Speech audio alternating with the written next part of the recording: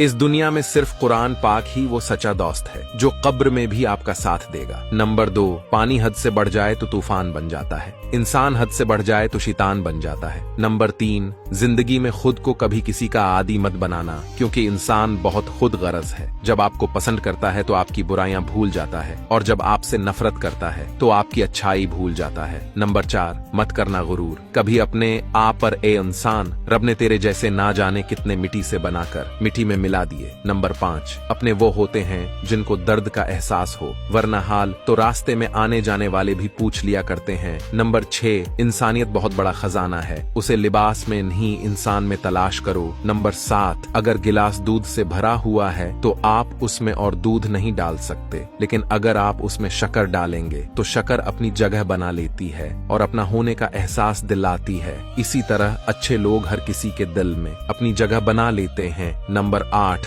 दुनिया अगर हाथ से निकल जाए तो बंदा गरीब हो जाता है, और अगर ये ही दुनिया दिल से निकल जाए तो बंदा वली बन जाता है।